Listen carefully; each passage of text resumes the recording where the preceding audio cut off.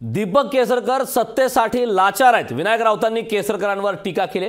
केसरकर आधी नारायण राणेंवर टीका करायचे। दीपक केसरकर हे सत्तेसाठी लाचार झाले। हेच केसरकर राणेंचा दहशतवाद आणि दादागिरीची आरोळी ठोकत फिरत होते अशी टीका विनायक राऊतांनी केली। हेच केसरकर आता राणेंचे पाय धुवत आहेत अशी बोचरी टीका खासदार विनायक राऊतांनी केली। दीपक केसरकर यांच्यावर ही टीका करण्यात आली।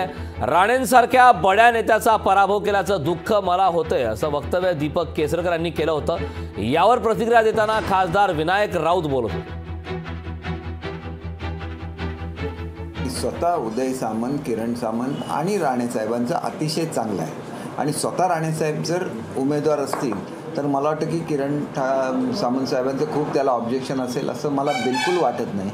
किरण सामंत साहेब इच्छुक आहेत, कारण काय आहेत की ही सीट शिवसेनेची आहेत, त्याच्यामुळे ते इच्छुक आहेत आणि त्यांनी इच्छुक असण्यामध्ये काही चुकीचं नाही आहे। त्याच्यामुळे उद्या जर राणेसाहेब कॅन्डिडेट नसतील तर आम्ही 100% किरण सामंत साहेबांसाठीच ही सीट मागणार ना, आणि तरी पण आम्ही विनायक राऊतांचा पराभवच करणार, कारण ते मुंबईला बसून राजकारण करतात। इथल्या लोकांशी त्यांचा काही संबंध नाही। स्वतः केसरकर सत्तेसाठी किती लाचार झालेले आहेत हे आता दिसून येईल।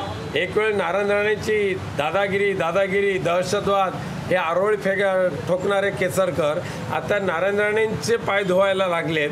म्हणजे त्यांच्यावर काय आपत आली ती बघा। लोकशाही मराठी ऐका, पहा, जागरूक रहा।